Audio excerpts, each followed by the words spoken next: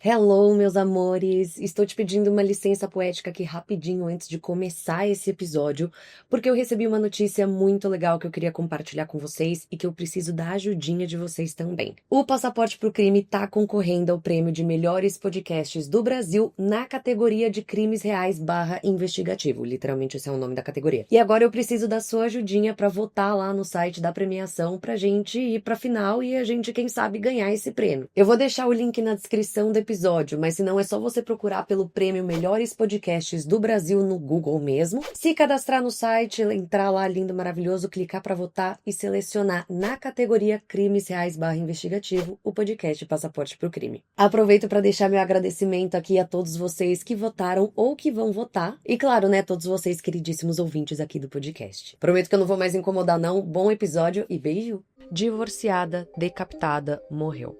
Divorciada, decapitada, sobreviveu. Em inglês, esse mnemônico é bem conhecido. E talvez você até já tenha reconhecido. Porque sim, eu tô falando das 6 esposas de um dos maiores reis da Inglaterra. Henrique VIII foi com toda certeza um dos reis mais marcantes e controversos da história da Inglaterra. Foi ele, por exemplo, que rompeu com Roma e criou a Igreja da Inglaterra, abrindo caminho ali para o que mais tarde seria conhecido como a Igreja Anglicana. Mas, eu sou bem honesta aqui, independente da importância que ele teve em outros âmbitos da sua vida, Henrique VIII ficou realmente conhecido pela sua vida amorosa turbulenta e por mandar decapitar os seus inimigos. Nesse episódio, então, o segundo da minissérie sobre os Tudors, eu vou te falar tudo sobre Henrique VIII.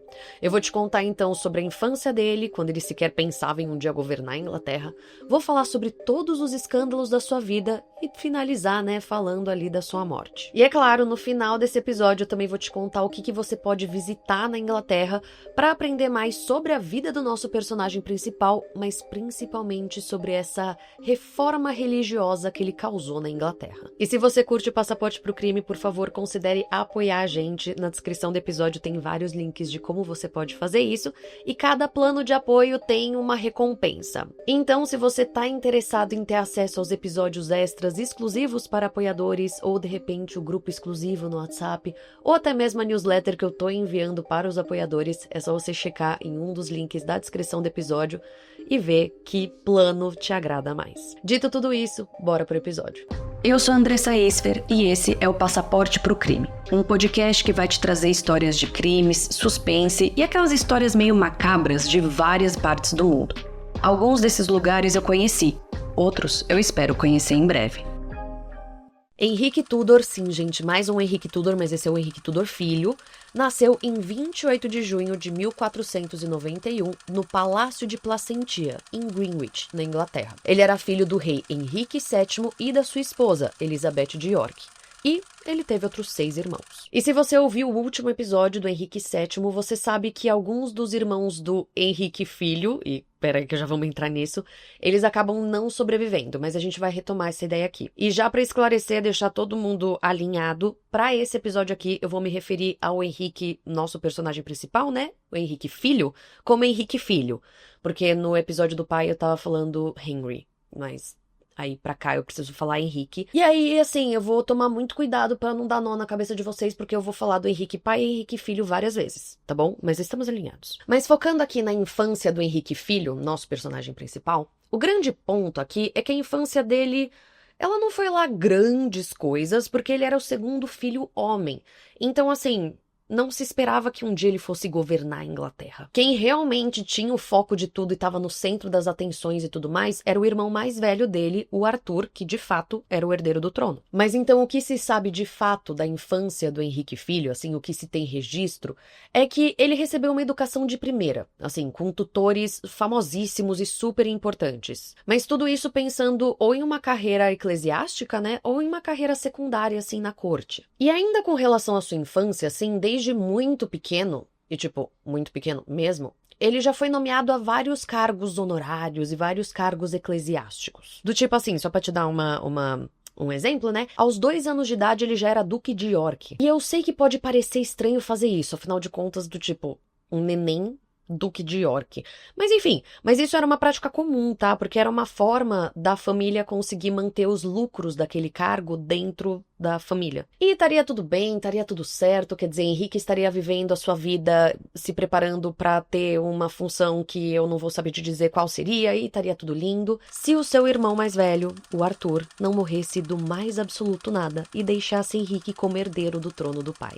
Sim, gente, o Arthur, ele morre aos 15 anos de idade, poucos meses depois de se casar com uma mulher chamada Catarina de Aragão, da Espanha. E sim, o casamento dos dois era uma estratégia por parte dos pais para aliar Inglaterra e Espanha, principalmente contra a França. Pois bem, gente, assim, com a morte do Arthur, a vida do nosso personagem principal, ela realmente, virou de ponta cabeça completamente. Aqui eu preciso te contar que quando o Arthur morreu, o Henrique tinha 10 anos. E aos 10 anos de idade, ele já precisou assumir uma série de responsabilidades e cargos do seu irmão mais velho. Sendo, por exemplo, o novo Duque de Cornualha e o novo Príncipe de Gales. Só que assim, se teve uma coisa que a gente aprendeu no episódio anterior, né, do Henrique VII, é que o Henrique, ele se preocupava muito com o bem-estar da sua família e, consequentemente, né, dos seus filhos. Por conta disso, digamos que o Henrique pai, ele não deu mais responsabilidades para a criança, né? O menino tinha 10 anos de idade. Então ele evitou dar mais responsabilidades para o dito cujo e ele também supervisionou assim a vida dele muito de perto. Aqui eu não sei se é exatamente uma coisa positiva, do tipo que ele estava sendo cuidadoso ou só extremamente controlador. Enfim, fica seu entendimento, você que julga como quiser. Mas o grande ponto aqui que eu preciso que você guarde é que do tipo, o Henrique em momento algum ele foi preparado para um dia governar a Inglaterra. Então, mesmo depois, quando ele se tornou o herdeiro, digamos que assim, ele não foi treinado o suficiente. Pois bem, a questão é que assim, depois da morte do irmão mais velho dele, né, do Arthur, digamos que muita coisa mudou. E o pai, o Henrique pai, ele precisou lidar com muita coisa ao mesmo tempo. Uma dessas coisas que ele precisou lidar era a Espanha. Lembrando aqui, né, que o Arthur tinha acabado de se casar com Catarina de Aragão, que era da Espanha, exatamente assim, firmando a aliança entre os dois países. Então, quando o Arthur morre, a Espanha fica lá olhando pra cara do Henrique pai, do tipo, meu amado, e aí? Tipo, queremos continuar com essa aliança. O que vai acontecer? A gente vai ter que casar os filhos né? Vamos lá. Então, sim, gente, caso não tenha ficado claro ainda, a Espanha estava insistindo em manter essa relação com a Inglaterra, exatamente casando Henrique filho com Catarina de Aragão, a recém-viúva de Arthur. A questão é que esse casamento não poderia acontecer se Catarina e Arthur tivessem consumado o casamento, o que eles alegaram que fizeram. Aliás, se eu sou bem honesta aqui, quem alegou que fez, na verdade, foi o Arthur, que supostamente, assim, registros da época e tal, teria se gabado pros coleguinhas dele, depois da noite de núpcias, meio do tipo, deixando nas entrelinhas que tinha rolado alguma coisa. Mas o ponto é que o casamento entre Catarina e Henrique não poderia acontecer por conta de uma lei da Igreja Católica, que dizia que um homem não poderia casar com a viúva do seu irmão caso o casamento tivesse sido consumado. Bem normal. Só que depois da morte do Arthur, digamos que o discurso ele mudou um pouquinho. Um pouquinho não, né? Na verdade ele mudou completamente pro oposto. Porque aí já começaram a falar que não, que o casamento nunca tinha sido consumado. Enfim, essa foi uma questão, foi um bafafá aí do casamento de Catarina com Henrique. E, sinceramente, gente, tipo, os pais, principalmente da Catarina, eles só queriam resolver logo aquela situação. Do tipo, eles só queriam ter o caminho livre pra poder casar os filhos e seguir com essa aliança. Enfim, eles foram até lá, eles pediram essa dispensa pro Papa pra poder casar o Henrique com a Catarina. E essa dispensa, na verdade, gente, ela só era necessária mesmo se de fato o Arthur e a Catarina tivessem consumado o casamento. Que aí o Papa conseguiria abrir essa exceção pra Catarina se casar de novo. Mas assim, mesmo com eles negando que tivesse sido consumado o casamento, foi do tipo, vamos ter essa dispensa, vamos pegar essa dispensa só por desencargo de consciência, só por via das dúvidas, pra garantir que a gente não tá fazendo nada ilegal da Igreja Católica, até porque a gente tá falando dos reis católicos, né? Então tem um peso aí. Beleza, dispensa conseguida, Henrique, filho, e Catarina ficam noivos, e, né, vida linda, ai, vamos falar de casamento, ou não, porque na verdade o casamento levou anos e anos para sair do papel. Isso por uma série de motivos políticos, financeiros e até da igreja também. Em resumo aqui, com a morte da mãe da Catarina, o poder político da família dela diminuiu consideravelmente, o que fez com que o Henrique VII, o rei, o Henrique pai, ele repensasse se aquela era uma boa ideia. Mas até antes disso, tinha muita treta com relação ao dote do casamento da Catarina com o Arthur e depois o dote com o Henrique. fazendo com que a relação entre os pais ficasse meio estranha. Tinha também a questão da idade, né, do Henrique filho, que tinha 13 anos na época. E, enfim, gente, tinha um monte de pequenos motivos que fez com que esse negócio fosse sendo empurrado com a barriga. E nisso, gente, quem sofreu mais foi a Catarina, que estava assim na Inglaterra sozinha, sem nada, esperando o rei da Inglaterra, né, o Henrique VII, se decidir se ele ia seguir com o casamento ou não. E nisso, o Henrique VII, ele se recusou a bancar a menina por todos esses anos na Inglaterra, enquanto o pai dela não pagasse o dote exatamente para seguir ali com o segundo casamento. Então, enfim, num resumo, foi um auê geral. Até que então, em abril de 1509, o pai do nosso personagem principal, ele morre, passando o trono então para Henrique filho Tudor, Tudor filho, Henrique filho. Então sim, Henrique VII morre em abril e quem assume é Henrique VIII. Henrique VIII, que agora eu vou ficar chamando de Henrique VIII, graças a Deus, porque Henrique filho tava me dando nó na cabeça. O Henrique VIII, ele tinha 17 anos, tá? Quando ele se tornou rei da Inglaterra. E assim que ele se tornou rei, a primeira coisa que ele fez foi anunciar que ele ia se casar com Catarina de Aragão. Há quem diga que ele anunciou isso falando que era o último desejo do seu pai, mas não existem provas de que o Henrique VII, sei lá, expôs isso de alguma forma. Enfim, trago aqui por curiosidade. Seja como for, só sei que meses depois, em junho, então, de 1509, os dois se casam em uma cerimônia modesta e pouco depois a Catarina já foi coroada rainha. E então começava a vida de Henrique VIII e Catarina à frente da Inglaterra. Logo nos primeiros dias de reinado, o Henrique VIII mandou prender 2 ministros impopulares do seu pai, acusando eles de alta traição e os 2 foram executados. E essa, de fato, foi uma tática bastante usada pelo Henrique VIII para lidar com aqueles que se metiam no seu caminho. Execuções justificadas por motivos políticos ou supostamente políticos. Num resumo, assim, os primeiros anos de reinado do Henrique VIII foram muito bons. Ele foi um rei bastante popular. Isso porque ele era visto assim como culto, atlético, patrono das artes. E apesar de ter executado já uns carinhas assim, logo de cara, no geral a sua forma de governar ela foi muito bem recebida. Até porque isso da execução foi visto com bons olhos, né, vamos dizer assim. Afinal de contas eram ministros que não eram muito quistos pela população. Mas num geral mesmo, o Henrique, ele herdou um país que estava relativamente estável. Então só de manter as coisas daquele jeito, internamente falando, né, ele já agradou boa parte da população. Agora, a política externa dele já foi mais treta. Porque o Henrique VIII, ele queria ser visto como um monarca guerreiro renascentista. Então ele comprou várias brigas assim com a França e com o Sacro Império Germânico. Tudo com a Espanha como seu enorme aliado. E aí, gente, traçando assim um paralelo, enquanto tudo isso estava rolando na sua vida profissional, digamos que a sua vida pessoal não estava muito bacana. Quer dizer, né, ele estava casado com a Catarina de Aragão e tal, super legal. E o grande objetivo agora era ter um filho homem, que seria o herdeiro de tudo. Só que a questão é que eles não conseguiam isso por nada. A Catarina engravidou 6 vezes e só 2 bebês nasceram com vida. Foi o caso de Maria e Henrique. Sim, gente, mais um Henrique. Inclusive, já fica um spoiler aqui, tá? O que vai ter de Henrique nesse episódio não é brincadeira. Mas tá, né? Você deve ter pensado, nossa, nasceu o Henrique, que é o herdeiro de tudo, que legal, que lindo, que maravilhoso.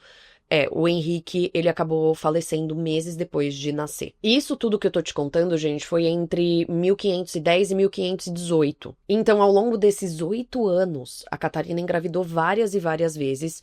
A grande parte das vezes eram meninas, mas mesmo assim, todos ou quase todos os bebês já nasciam sem vida. E esse fato acabou estremecendo muito a relação do Henrique com a Catarina. Não só por conta das inúmeras perdas, que, querendo ou não, né, mexe com absolutamente todo mundo, mas porque o Henrique, ele tava, assim, sentindo uma pressão gigantesca nas costas dele, porque era uma questão de honra ter um filho homem que seria o herdeiro de tudo. E aí, meu povo, aqui eu já preciso, assim, meio que dar um pulo um pouquinho bruto pra falar das amantes do Henrique VIII. Porque sim, caso você não saiba, se teve uma coisa que Henrique VIII ficou conhecido para além das suas inúmeras esposas e para além de tretas religiosas que a gente já vai falar sobre, é que o cara tinha um monte de amante, véi. Estudos afirmam que já em 1510, ou seja, um ano depois de ter casado com a Catarina, ele já tinha amante. E a amante da vez era a irmã do Duque de Buckingham. Mas, de fato, assim, a amante mais marcante desse período de 1510 até 1518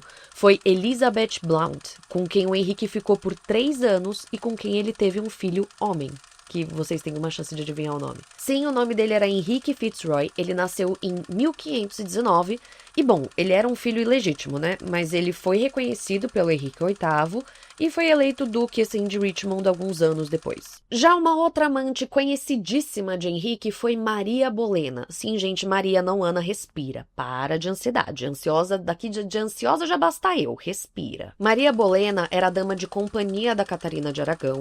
Sim, da rainha. E o Henrique VIII, ele foi lá e teve um rolo com ela. Ai, que lindo, né? Maravilhoso. E ela teve 2 filhos. Um menino e uma menina. E vocês têm uma chance também pra adivinhar o nome do menino. Sim, Henrique. O nome do menino era Henrique Carey e o nome da menina era Catarina. Não, juro. Se tem uma coisa que me pegou nesse episódio, foram os nomes, viu? Eu espero que vocês fiquem indignados que nem eu, porque assim, é só Henrique e Catarina, nossa senhora. Enfim, mas com relação aos filhos da Maria Bolena, a grande questão é que nunca foi comprovado que Henrique e Catarina eram filhos de Henrique VIII. E ele, inclusive, nunca reconheceu os dois, assim como ele fez com o Henrique Fitzroy. Mas tá, nisso um tempo se passou, até que a gente chega em 1525, quando o Henrique, ele já tá de saco cheio da Catarina não conseguir dar a ele um filho homem. E eu falo isso com muito julgamento, tá, gente? Assim, eu tento sempre trazer, né, a visão daquela época. Mas, assim, rola um julgamento da minha parte, né? Mas tudo bem. E aí, o Henrique, ele acaba se apaixonando por outra mulher. Ana Bolena. Sim, irmã de Maria Bolena. Que, por sua vez, fazia parte da comitiva da rainha. Só que a Ana Bolena, gente, ela se recusou a ser amante do Henrique. Ela real, assim, olhou pra carinha do Henrique, baixou a Beyoncé e falou: meu amado, se você quiser algo comigo, você vai ter que colocar um anelzinho nesse dedo. E nisso, claramente, o Henrique se viu numa situação um pouquinho delicada, né? Quer dizer, trazendo alguns fatos aqui, o Henrique, de fato, ele já tava bem descaralhado da cabeça nessa altura do campeonato. Porque, assim, ele já tava com 34 anos e ele ainda não tinha tido um filho herdeiro. Assim, naquela época já não era muito novinho isso daí. Então, ele tava realmente desesperado para ter esse filho herdeiro. Então, para resolver essa situação, essa questão do herdeiro, ele tinha 3 coisas que ele poderia fazer. A primeira seria legitimar o Henrique Fitzroy, né, o filho dele lá com a primeira amante que ele reconheceu. Só que para isso ele precisaria envolver o Papa e poderia, assim, dar um maior auê. A segunda opção seria casar a Maria o mais rápido possível, torcer para ela ter um filho homem e aí mexer uns pauzinhos para que o trono fosse direto para o neto dele, pulando a Maria. E a terceira opção seria ele anular o casamento com Catarina de Aragão e se casar, assim, com uma jovem donzela que de repente, né, tivesse num período meio fértil e pudesse dar filho homem pra ele. Eu poderia até fazer um joguinho, né, assim, do tipo, ai, qual resposta vocês acham que ele escolheu? Gente, óbvio, ele escolheu a terceira e, no caso, a esposa em questão era, né, Ana Bolena. Só que a grande questão é que, assim, se divorciar não era uma coisa fácil, né, gente? Vamos lembrar que a gente tá falando de uma época bem lá atrás. Então, pro Henrique conseguir se separar da Catarina e casar com a Ana Bolena, ele precisaria lidar com a religião. Ele, no caso, precisava da autorização do Papa para poder anular esse casamento. E não era só chegar lá e falar com o Papa do tipo, oi, querido, tudo bom? Anula aí, beijo, beijo, tchau, tchau. Tipo, ele precisava de um motivo muito pertinente. Foi quando, então, o Henrique, ele acionou a dita cuja lei da Igreja Católica que dizia que um homem não podia casar com a viúva do seu irmão caso o casamento anterior tivesse sido consumado. Sim, gente, ele voltou com esse argumento para o Papa, falando que precisava anular o casamento com Catarina por conta disso, e falando que ele, Henrique, achava que o seu casamento estava manchado aos olhos de Deus, do tipo, estava amaldiçoado, exatamente porque era a viúva do irmão dele, né? E ele dizia que essa maldição vinha no casamento dele exatamente nessa questão de, tipo, a Catarina não conseguir ter filhos homens, mas também, assim, não conseguir ter filhos, ponto. O Papa da época, então,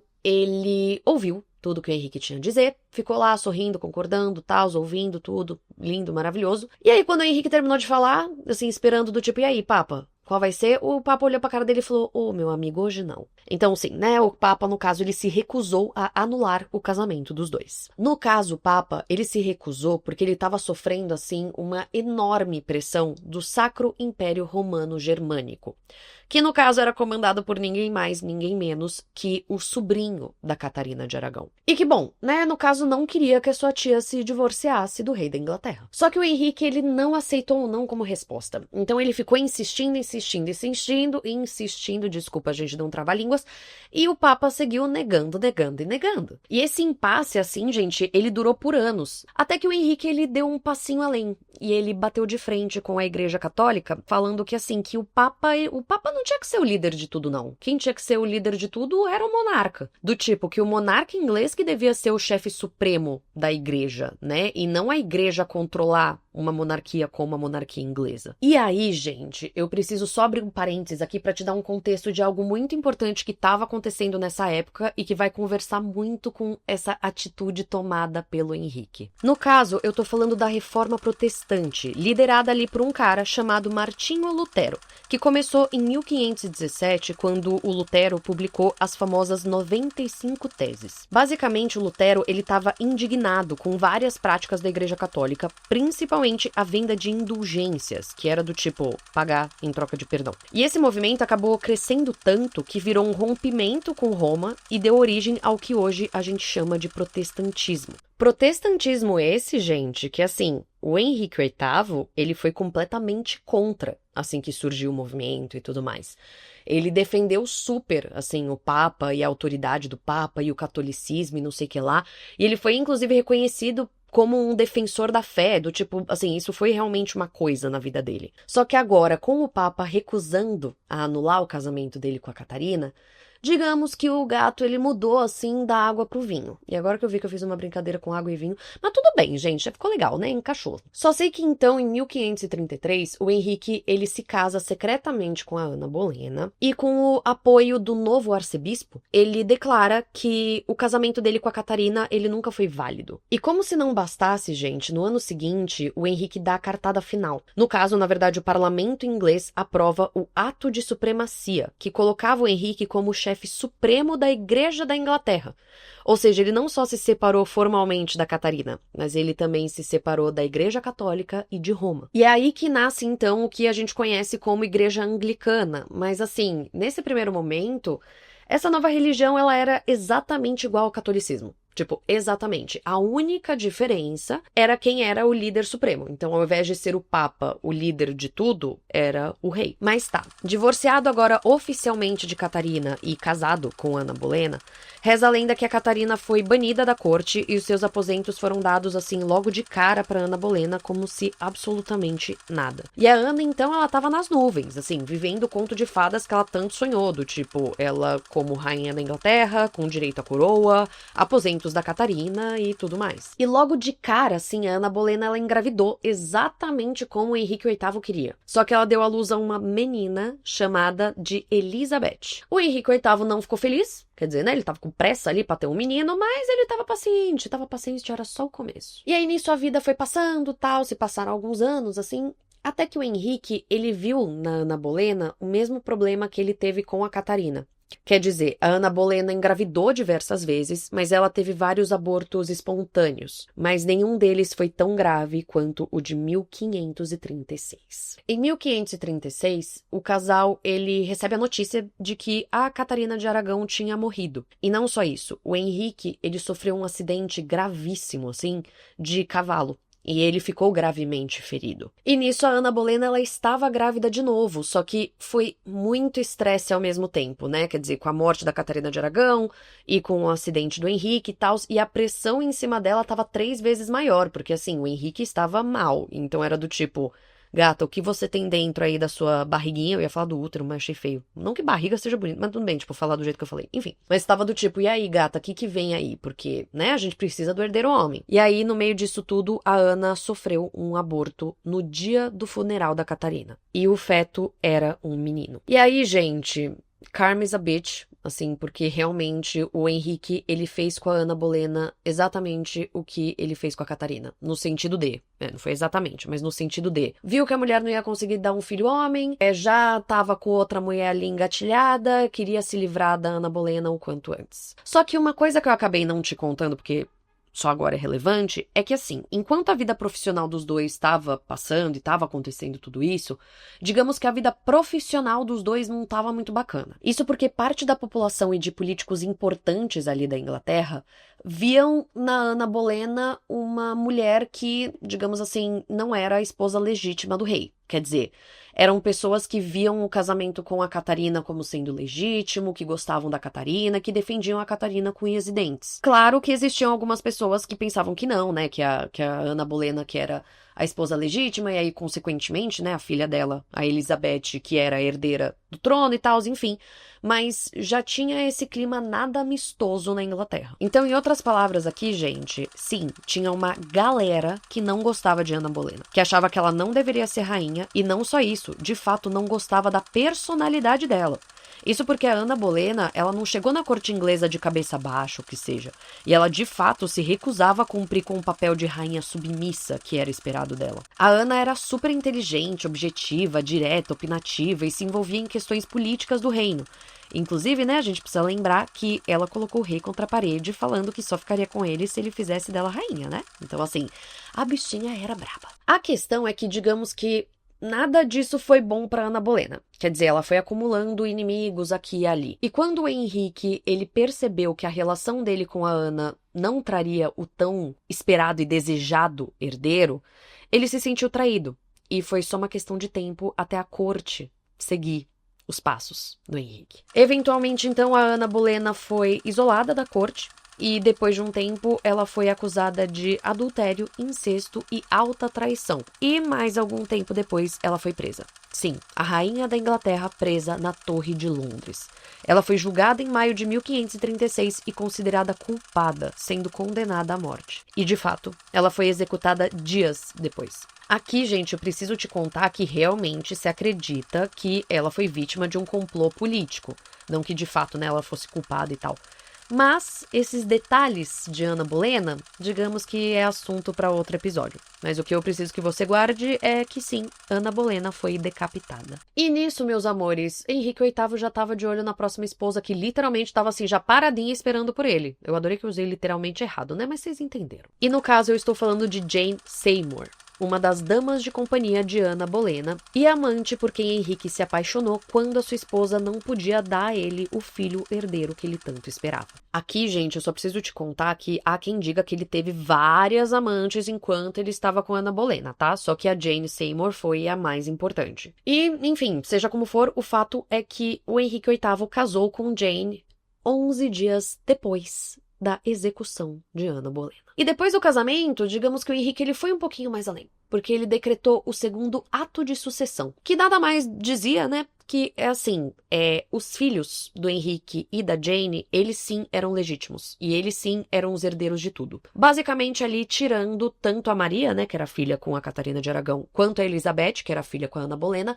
da linha de sucessão do trono. E então, no ano seguinte do casamento, e depois de todo esse bafafá, aquelas coisas todas, em 1537, a Jane, ela dá à luz a um menino. Sim, gente, finalmente o herdeiro da toda nasceu. E ele não se chamava Henrique, ele se chamava Eduardo. Mas a questão, gente, é que a Jane, ela teve um parto, assim, complicadíssimo. E ela acabou pegando uma infecção depois do parto. E ela acabou falecendo, assim, tempos depois. E se você pensa que Henrique VIII ficou lá chorando a morte da esposa, tal qual o seu pai, né? Vamos lembrar do Henrique VII, que o Henrique VII ficou triste com a morte da Elizabeth. Mas tal qual o seu pai fez, você tá muitíssimo enganado. Quer dizer, eu preciso ser honesta aqui, abrir o jogo e falar que o Henrique VIII, ele de fato sentiu muito a morte da Jane. Inclusive, ele chegou a falar que só a Jane foi a sua esposa de verdade mesmo. Mas a questão é que, gente, politicagem. Ele já tava de olho na próxima esposa. Só que agora, não era mais buscando a próxima esposa para lhe dar um herdeiro, e sim pra, né, firmar umas alianças interessantes. Isso porque, meus amores, enquanto toda essa treta da vida pessoal dele tava rolando, tinha muitos outros bafafás acontecendo. Quer dizer, internamente o Henrique passou a ordenar a execução de figuras contrárias à ruptura com a Igreja Católica, além de dissolver mosteiros, confiscando suas terras e riquezas, o que vocês podem imaginar que não agradou em nada a população católica do país, né? Mas eu preciso te dizer que, por outro lado, essa atitude do Henrique VIII, né, ela redistribuiu riquezas, assim, para a nobreza e fortaleceu o tesouro real. Então, enfim, aquela coisa meio dividida. Mas ainda com relação a isso da religião, digamos que isso também afetou bastante a vida política do Henrique, externamente falando. Isso porque, ao romper com Roma e com o catolicismo, a Inglaterra se viu, assim, isolada na Europa. E nisso o Henrique passou a temer que países europeus, né, potências europeias, se unissem contra ele, exatamente por conta da religião. O maior medo dele era com relação à França e o Sacro Império Romano Germânico, que assim, eram inimigos normalmente, mas ele tinha medo ali que de repente essas duas potências pudessem se aliar contra ele exatamente por conta da religião. Do tipo, são duas potências católicas e fazer uma frente ali contra a Inglaterra, que agora era protestante. Então, com a morte da Jane, o que o Henrique viu ali foi uma possibilidade, uma oportunidade de formar alianças para proteger a Inglaterra. Foi quando então um cara lá, chamado Thomas Cromwell, que era o chanceler da Inglaterra, o braço direito, assim, do Henrique, e a cabeça também por trás da ruptura com Roma, ele deu a seguinte ideia. A princesa Maria se casaria com um príncipe português, enquanto a princesa Elizabeth se casaria com um príncipe húngaro. Eduardo, o bebezinho de tudo, né? Mas que eventualmente seria o herdeiro, se casaria com uma princesa do Sacro Império. E o Henrique, ele mesmo, se casaria com a sobrinha do rei do Sacro Império também. Pra tentar mostrar ali como o Henrique não tava de brincadeira e queria formar uma aliança com o Sacro Império, que ele tava cagado de medo. E aí, tudo lindo, tudo certo, essas ideias, puta, vamos, né, assim, pensando sobre essas ideias e tal, não sei o quê. Se a França e o Sacro Império não resolvessem, assim, se resolver. Ficou linda essa frase, mas assim, França e Sacro Império resolveram seus problemas. E aí, o Henrique ficou apavorado. Eu ia usar uma expressão que eu ia falar que não passava nem Wi-Fi onde vocês estão pensando. Mas é exatamente isso. Mas nisso, gente, assim, realmente, o Henrique, ele ficou surtado, ele ficou paranoico, ele ficou real, assim, apavorado. Tanto que nessa época, ele pegou essa riqueza que ele pegava, né, confiscava dos mosteiros, e ele construiu uma série de fortificações, assim, que, inclusive, parece que ainda são pontos turísticos, né? Mas tudo bem. Isso daí acabou não entrando aqui no episódio, mas fica aí de dica pra vocês procurarem também.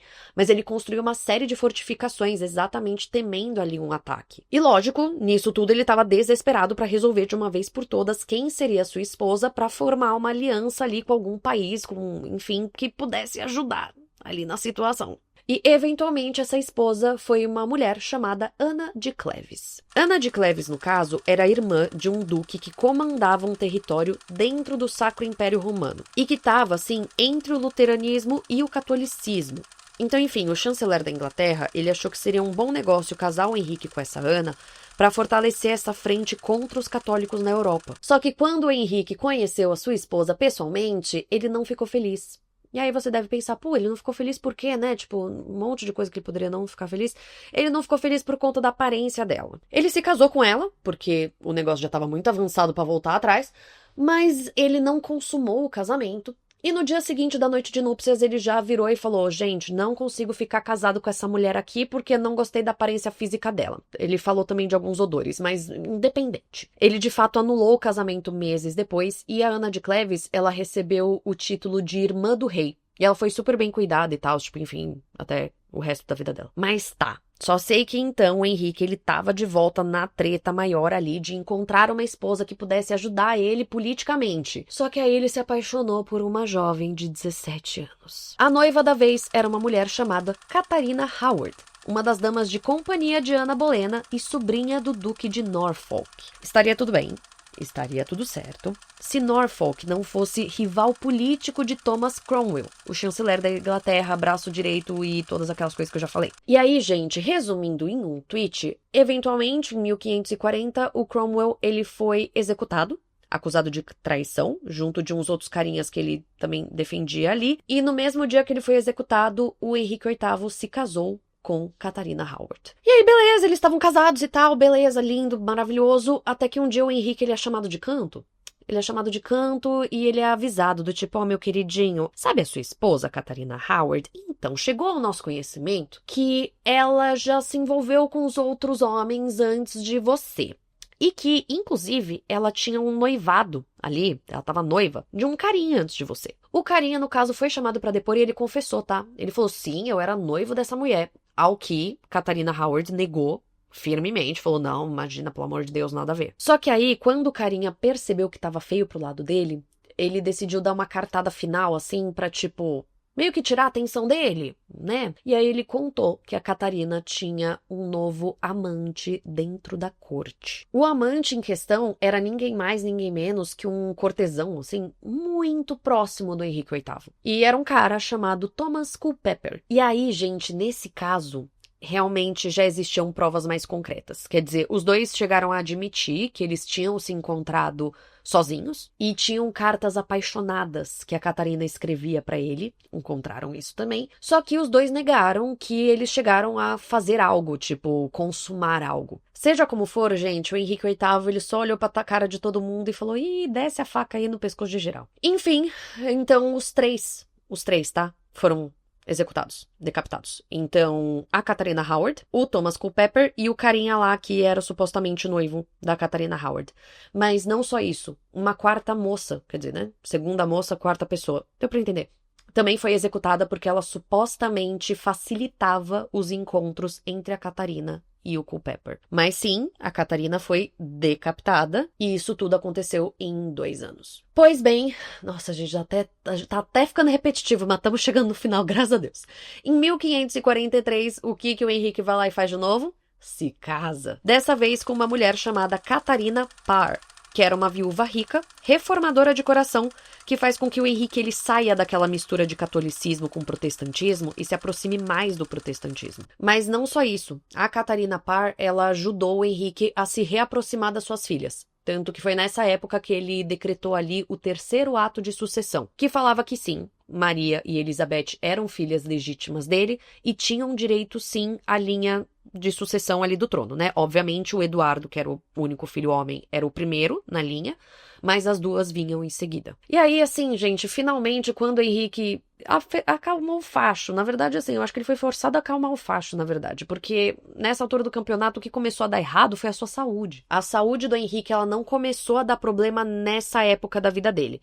Ela já deu problemas antes, já vou falar sobre isso, mas nessa época específica ela se agravou. Como eu comentei lá no comecinho do episódio, o Henrique VIII, ele era conhecido por ser um rei atlético, né, que praticava várias atividades, que era muito ativo. E não só isso, lembra que eu comentei também que em 1536, quando a Catarina de Aragão morreu e tudo mais, o Henrique VIII, ele sofreu um acidente gravíssimo, assim, de cavalo, que ele caiu do cavalo e tal, durante uma batalha lá, XYZ, batalha fugiu, mas batalha por entretenimento, enfim. Ele se machucou lá. O que só eu não te contei, não entrei em detalhes, é que esse acidente gravíssimo dele causou um ferimento na perna dele horroroso, um ferimento gravíssimo, e ele ficou inconsciente por alguns dias. A questão é que esse ferimento na perna dele nunca cicatrizou direito. E aí, assim, vira e mexe, aquela parada infeccionava, e aí, né, causava muita dor, causava pus, cheiro forte, aquela coisa toda, e, enfim, fazia com que o Henrique tivesse uma dificuldade de locomoção por conta do ferimento da perna. O nosso personagem principal, então, teve que reduzir drasticamente a atividade física, mas ele seguiu se comportando como sempre no quesito alimentação e festas e afins. Com isso, o Henrique ele engordou muito, ao ponto dele precisar ser carregado em macas dentro do palácio. E essa condição, ela acabou piorando, assim, cada vez mais junto de outros problemas de saúde que foram, né, aparecendo aqui e ali. Até que a gente chega em 1547. Em 1547, gente, o Henrique ele já estava assim completamente debilitado. Ele estava precisando de máquinas e de ajudas para conseguir se erguer na cama e para conseguir se vestir, por exemplo. Foi quando então a ferida na perna dele infeccionou mais uma vez e ele teve episódios de febre, além de outras complicações, e acabou falecendo aos 55 anos no Palácio de Whitehall. E aqui, gente, eu preciso te dizer que o que causou a morte do Henrique, qual foi realmente a causa da morte dele, é objeto de debate até os dias de hoje. Há quem diga que ele contraiu sífilis, há quem diga que de repente foi escorbuto, que era uma doença que era causada pela deficiência de vitamina C, e um estudo de 2010 alegou, assim, levantou a suspeita de que, de repente, Henrique VIII pudesse ser QEL positivo. QEL positivo, assim, simplificando muito, obviamente, porque eu não sou médica, licença poética aos médicos ouvintes aqui do podcast, seria uma pessoa que tem uma doença autoimune, cujo corpo, né, o sistema imunológico dessa pessoa, começaria a atacar o antígeno QEL. Tá, e por que se levantou essa hipótese? Por conta da piora da saúde física e mental do Henrique com o passar do tempo. Alguns historiadores estranham, assim, esse aumento da paranoia do Henrique que eu comentei ao longo aqui do episódio, mas o aumento também da tirania dele, da violência mesmo, né? Que, enfim, chegou um ponto que ele tava mandando executar geral, sabe? Tem alguns historiadores que olham pra isso e pensam se de repente ele não podia estar com alguma questão mental que estivesse piorando com o passar do tempo.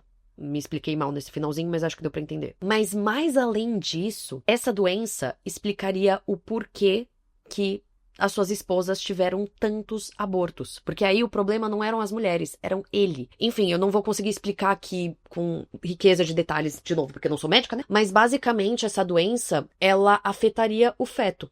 E afetaria exatamente por conta do homem. Então, isso poderia explicar o motivo pelo qual as esposas dele sofreram tantos e tantos abortos. Mas eu também preciso te contar que existem outras teorias, né, além dessas que eu comentei, como, por exemplo, o traumatismo craniano. Então acreditam que nessa queda, que ele ficou inconsciente por dias, ele tenha sofrido um traumatismo craniano, que aí também explicaria a questão mental e pipipipopopó. Mas também diabetes de tipo 2, então até por isso que eu trouxe essa questão do peso, e querendo ou não, quando você fala de Henrique VIII, uma das primeiras coisas que vem à mente, né, que as pessoas comentam é exatamente o peso dele, então tive que trazer isso aqui.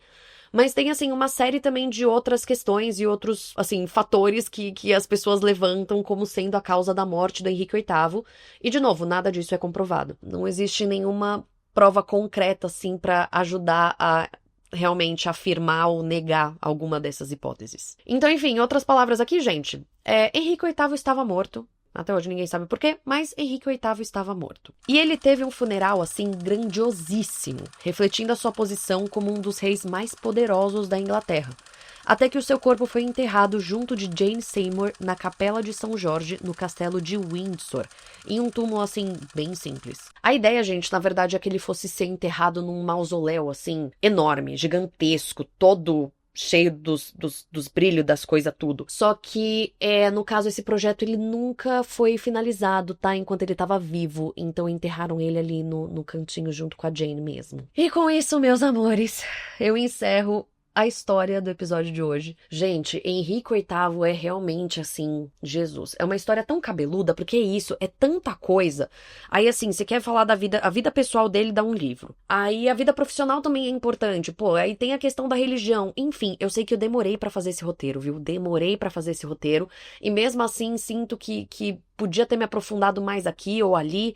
Mas eu acho que eu consegui trazer, assim, pincelar bem as diferentes partes da vida de Henrique VIII e explicar o porquê que ele é um rei tão conhecido, né, e tão controverso também. Mas é aquela coisa de sempre, gente, deixa nos comentários se vocês gostaram desse episódio, se eu fiz jus à história aí do Henrique VIII, e o que vocês acham que vem pela frente, porque eu posso adiantar que Henrique VIII abriu a portinha para vários outros episódios aqui dessa minissérie. Lembrando que são 5 no total, tá? Então aqui a gente já tem 2, faltam 3. Mas tá, vamos falar então sobre dicas de viagem, e gente, já não aguento mais ficar sentado na mesma posição.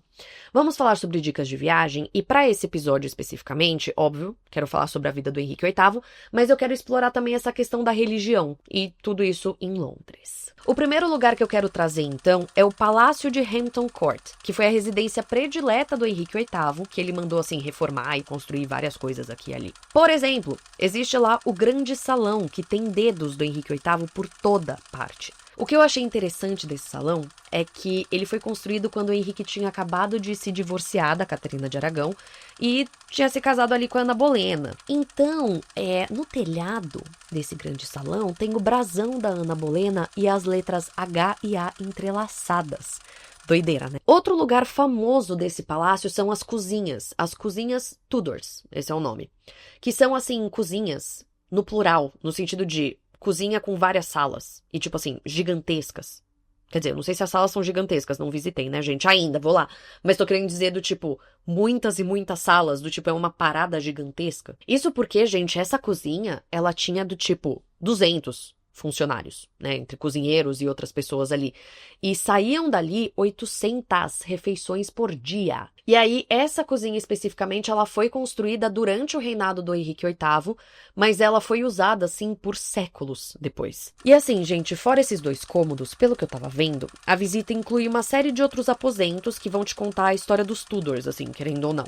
Além de ter um jardim gigantesco também. Tanto que, gente, eu já adianto que essa dica desse palácio, ela acaba sendo aplicada para outros personagens dessa minissérie, tá? Mas, enfim, o foco aqui para esse é o Henrique VIII. E aí, vamos para coisas práticas. Para visitar esse palácio, você precisa de ingresso. E eu confesso que eu achei ingresso carinho, mas assim, gente, o que não é caro em Londres? Sinceramente.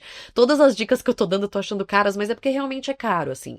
Mas eu acho que vale a pena, assim, pagar esse valor, pensando que esse palácio, ele é absurdamente gigantesco e ele vai te ensinar muito sobre os Tudors. Então eu acho que é legal. Além disso, gente, o ingresso inclui um audioguia, tá? Então isso eu acho que é maravilhoso, já ganhou mais um pontinho comigo. Ah, e outra coisa que eu vi que é muito importante, tá? Parece que o ingresso, tipo, você compra, tipo, na bilheteria lá da vida, e você precisa dele pra acessar diferentes pontos do palácio. Então, por favor, não jogue fora. Assim que você passar pela primeira portinha, guarde com você, porque parece que dependendo de onde você quiser ir no palácio, você precisa mostrar. Então, né? Por via das dúvidas, sempre guarde com você o ingresso até você realmente sair do lugar e falar, não vou voltar. E aí, gente, assim, eu fiquei real horas e horas fuçando o site desse palácio, porque eu achei de fato muito interessante, assim, parece ser bem legal. E uma das coisas também que eu achei muito bacana de trazer aqui pra vocês é que esse palácio, ele serviu de set de filmagem pra várias séries e filmes exatamente sobre esse período e tudo mais, inclusive pra Bridgerton. E aí eu falo isso sem ter assistido nada de Bridgerton, gente, não assisti, mas muitas amigas minhas assistiram e que escutam esse podcast, então, enfim, achei interessante trazer essa curiosidade. E só pra complementar e pra fechar isso dessa curiosidade, no site deles tem uma página só sobre os locais que foram usados em cenas, e aí é mó legal, porque tem, tipo, as fotos das cenas e do tipo, ó, essa cena é no lugar tal e tal, enfim. Se você curte esse tipo de coisa, se você for lá visitar, pode ser bacana você entrar antes no site deles pra ver onde foi gravado o quê, e aí chegando lá você consegue comparar, sabe? Enfim, eu fiz isso... Onde que eu fiz? Eu fiz isso em Dubrovnik, com Game of Thrones, e foi tão legal, assim, tipo, porra, nossa, foi aqui que gravaram tal cena e tal. Então, enfim, eu curto essas coisas assim também. E aí, gente, por último, mas de longe não menos importante, eu preciso te dizer que esse palácio, ele não fica do tipo... no centro de Londres, tá? Ele fica, tipo, região metropolitana, eu não sei se eu posso chamar de região metropolitana, mas, tipo, ele fica um pouquinho afastado do centro ali e tal. Então é aquela coisa, se programe pra ir pra lá e se programe pra passar um dia inteiro ali, tá? Porque, assim, realmente é um passeio de dia inteiro, tipo, enorme, e aí fora que tem o tempo de trajeto também, então, de fato, é um dia inteiro. E aí, como chegar lá, confesso que foi uma coisa engraçada, porque, assim... eu vi bastante gente falando que foi de carro e que aí o estacionamento lá do palácio encheu super rápido e que aí, nossa, não sei o que lá, foi a maior dor de cabeça de carro, pipipipopopó, e recomendando do tipo, vá de transporte público que é mais fácil. E aí eu vi muita gente também falando do tipo, ai, transporte público foi uma baita dor de cabeça e lá tinha estacionamento, era melhor ter ido de carro. Então é aquilo, gente, dica de todo episódio meu. Se interessou? Tá a fim de ir pra lá? Pesquisa mais a fundo como chega lá, como que faz, como que é o trajeto com transporte público e tal, vê o que seria mais fácil pra você e tenta se informar com alguém, seja do hotel, seja do hostel, seja algum amigo seu que já foi pra lá, que já visitou, só pra garantir, assim, pra, né, tipo, entender melhor como que é a melhor forma de chegar até lá e de visitar lá. E aí, já indo pra segunda dica que eu quero trazer aqui pra esse episódio, eu quero falar sobre a Torre de Londres. Isso porque 2 esposas do Henrique foram executadas lá, a Ana Bolena e a Catarina Howard, além de várias outras pessoas a mando dele. A torre, então, gente, ela foi construída muito tempo antes do Henrique VIII e ela serviu como uma fortaleza, mas com o passar do tempo, ela foi tendo a sua estrutura modificada aqui e ali e a sua função acabou mudando também. Até que, então, durante o reinado do Henrique VIII, ela foi usada, assim, bastante, né, como prisão e como local de execução também. Inclusive, foi durante o reinado do Henrique VIII que as pessoas passaram a temer serem enviadas para a Torre de Londres, porque elas sabiam que a chance de sobreviver era bem pequena. Mas é também na Torre de Londres que supostamente o rei Ricardo III, que veio antes do pai do nosso personagem principal aqui, aprisionou e supostamente ordenou a morte dos dois príncipes. Não sei se vocês lembram dessa história do episódio do Henrique VII, ou se você ainda não ouviu o episódio do Henrique VII, escuta lá que você vai saber do que eu tô falando. Mas sim, querendo ou não, a Torre de Londres, ela também se aplica ao episódio do Henrique VII, porque, enfim, traz isso do Ricardo III e tal, enfim, então é aquilo que eu falei, né? Querendo ou não, em uma minissérie, as cidades vão se repetir e algumas dicas também vão se repetir porque a gente tá falando tudo de uma mesma família, então, de fato. E aí, com relação a questões práticas, sim, você também precisa de ingresso. E aí, gente, toda vez que eu vou pra Londres, toda vez, eu fui 2 vezes na vida, mas tudo bem, já é muito. Muito não, quero ir de novo. Desculpa, universo, não, volta, rebobina. Não foi muito não, foi pouco, dá pra eu ir mais. Mas vocês entenderam o que eu quero dizer. Toda vez que eu vou pra lá, e aí eu repito exatamente a frase, enfim. Eu não vou para a Torre de Londres, eu sempre fico morrendo de vontade de visitar. Gente, eu falo como se fosse muito. As 2 vezes que eu fui, eu queria muito visitar a Torre de Londres, mas eu acabei não indo. Porque, no caso, eu não tinha um podcast de True Crime, no caso, a grana tava curta e também o ingresso é carinho, aquilo que eu falei, né? Tudo em Londres acaba sendo caro. Então, eu acabei não visitando. Mas hoje em dia eu com certeza visitaria pra poder trazer mais informação pra vocês. Ai, gente, preciso viajar tanto pra fazer pesquisa pra esse podcast. Ia ser tão feliz, né? Ai, aí gravar vários vídeos e poder colocar os vídeos na íntegra, que nem eu fiz com o episódio dos corações sujos. Enfim, gente, jogando pro universo, vai acontecer, ainda vai. Vocês ainda vão me ver viajando muito e vocês vão tudo comigo. Mas tá, ainda com relação disso de compra de ingresso, gente, eu preciso alertar vocês que assim, tava eu vendo como comprar ingresso pra trazer aqui pra vocês, essas coisas assim. E eu caí em um site, gente, olha que eu sou jornalista e eu pesquiso isso na daily basis, mas assim, eu quase caí num golpe. Não um golpe, mas eu caí num site que parecia muito site oficial da Torre de Londres, vendendo ingresso por, tipo, 3 vezes o valor. Até 4 vezes o valor. E eu caí pra trás quando eu vi o preço do ingresso, porque eu falei, gente, tudo bem, eu lembrava que era carinho e tal, mas assim, eu não lembrava que era tão caro desse jeito, sabe? E aí, o que eu fiz? Acionei amigos. Amigos que foram mais vezes pra Londres, um amigo que mora em Londres, e falei do tipo, cara, isso tá certo? Porque eu fiquei, assim, real chocada. E aí foi quando eles chamaram a minha atenção e falaram, não, Andressa, esse daí não é o site oficial é outro. Então, trago isso, ponto de atenção pra vocês. O site oficial, então, e aqui vou ter que soltar o meu inglês, é do Historic Royal Palaces. E não sei se eu pronunciei certo Palaces, mas tudo bem. Enfim, vou deixar também nominho, tudo na descrição do episódio pra vocês se orientarem. Mas enfim, esse é o site oficial e aí lá os preços são ok, carinhos, quer dizer, até que eu não sei se é tão carinho. Mas é que assim, na época que eu tava viajando era carinho. Mas enfim, são preços ok, entendeu? Do tipo, bem ok, comparado com o outro que era 4 vezes o valor. Mas tá, ainda com relação disso dos ingressos, é interessante você comprar os ingressos com um pouquinho de antecedência, principalmente se você for durante férias escolares ou esse tipo de coisa. Além disso, o ingresso regular, assim, o normalzão mesmo, ele te dá acesso a um... Acesso não, ele te dá direito. Enfim, escolhe a sua palavra. A um tour guiado, que acontece a cada 45 minutos, com um guia que é conhecido como um beefeater. E que, pelo que eu tava vendo, é super legal, assim, muita gente elogiou também, porque é um cara vestido a caráter e tudo mais, e que ele te leva lá na torre e tal, um tour de 45 minutos, então relativamente curtinho ali, te contando mais histórias e tudo mais. Só que, pelo que eu tava vendo, esse tour, ele é sujeito à disponibilidade, então, eu só não consegui entender muito bem como que você sabe quando que vai ter o tour. Eu acho que é o tipo de coisa que na bilheteria você teria que se informar. E além disso, a Torre de Londres tem também audioguia. Amamos. Só que o audioguia é pago. Mas aí é um pago baratinho, pelo menos eu achei. Mas, enfim, é pago. E aí, quando você vai comprar o ingresso, ele te dá a opção de adicionar, tipo, extras. E aí, dentre os extras estão audioguias. E eu achei uma coisa muito legal, porque tem um audioguia específico pra criança. Enfim, achei bacana, porque deve ser, né, do tipo... bem mais interativo e bem mais lúdica a parada, enfim. E aí, caso você esteja viajando com crianças, fica aqui uma informação útil, porque eu realmente achei bem legal. E pra finalizar com relação a essa dica especificamente, gente, esse também é um passeio de dia inteiro, tá? Pelo que eu tava vendo, a estrutura, assim, é gigantesca e parece que tem várias exposições lá dentro. Inclusive, coisas que mencionam diretamente o Henrique VIII. Inclusive, parece que tem uma armadura dele lá e tal. Enfim, gente, eu só sei que, assim, fazer esses episódios, esses 2 últimos, tá sendo tão gatilho pra mim. Todos são. Porque todos eu quero pegar, me enfiar dentro da minha própria mala e me despachar pra algum lugar. Mas esses 2 especificamente, porque assim, cara, eu fui pra Londres e não visitei esses lugares, então me dá mais ciricutico. Que eu fico do tipo, cara, como que eu fui pra lá e não visitei, pelo amor de Deus? E aí eu quero voltar, e aí eu fico tipo, meu Deus. Enfim, Gente, vamos fazer uma roda de oração? Vamos fazer uma roda de oração hoje, às 23h99, pedindo pra uma empresa me mandar pra Londres. Vamos lá, gente. Força, dá uma mãozinha aqui. Vamos rezar aí pra me mandar pra Londres e mais. Me mandar pra Londres. Me mandar pra Londres com acompanhantes. Aí, imagina, os ouvintes vêm comigo. Ai, gente, eu sou pisciana, eu adoro ficar sonhando. Tá, volta. De volta aqui ao episódio. Vamos finalizar esse episódio que já tá com quase 2 horas de bruto. Achei que estaria com mais e tô me embananando toda já. Mas tá, vamos voltar aqui pro episódio.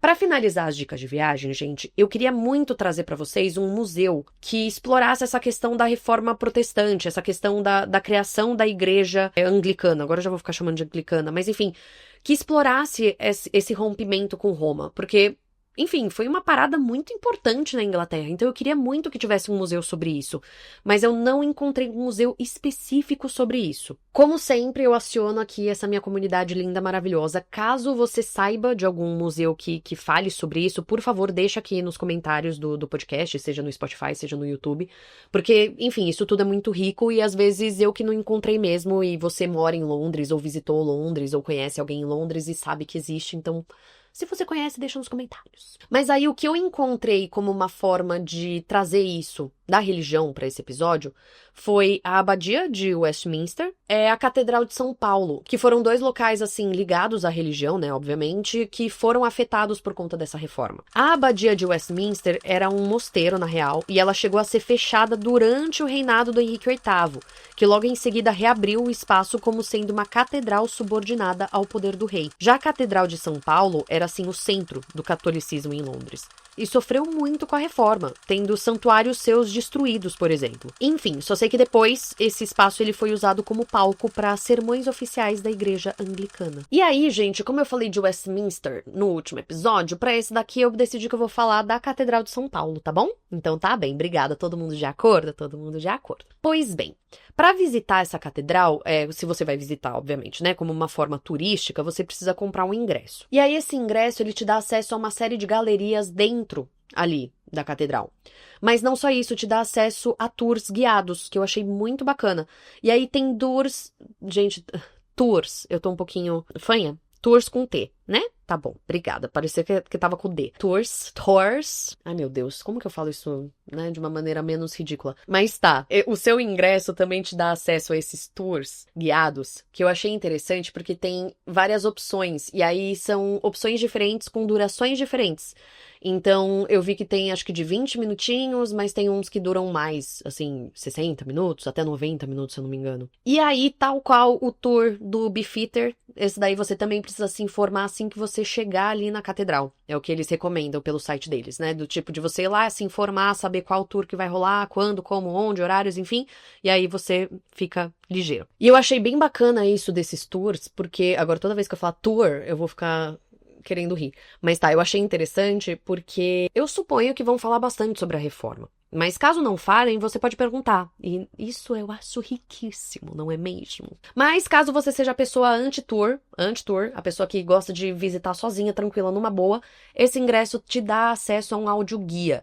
E pelo que eu estava vendo, é um audioguia muito legalzinho assim, porque é um audioguia com tela. Então eu suponho que tenha fotos ali pra você conseguir ver, enxergar, sei lá o que lá. Supondo fontes, vozes da minha cabeça, mas tudo bem. Mas assim, o que realmente não é fontes, vozes da minha cabeça, o que realmente é fato é que tem um audioguia que tá incluso no ingresso e que ele tem uma tela. Agora, o que ele mostra aí é fontes, vozes da minha cabeça mesmo. Enfim, gente, com isso eu encerro o episódio de hoje. Episódio esse que esse finalzinho aí eu me perdi no personagem, cara. Puta que pariu. Ai, gente, tô falando palavrão nos episódios agora, né? Desculpa. Peço licença poética. Pai, não briga comigo. Meu pai sempre briga comigo quando eu falo palavrão. Ainda mais nos episódios, ele escuta e ele fica, Andressa, você falou palavrão. Ai, gente, é meu jeitinho. Mas tá. Encerrando o episódio de hoje, então. Eu espero que você tenha gostado desse episódio. O segundo da minissérie dos Tudors. Deixa nos comentários, então, o que você achou. O que vocês estão achando aí dessa minissérie. Quem que vocês acham que vem aí pela frente. Quais são os próximos 3 personagens que vão aparecer aqui. E fora isso, deixo aqui os meus avisos e pedidos de sempre, né? Quer dizer, se você curte o Passaporte pro Crime, considere apoiar a gente, porque isso ajuda muito. E dependendo do seu plano de apoio, você tem acesso a episódios extras,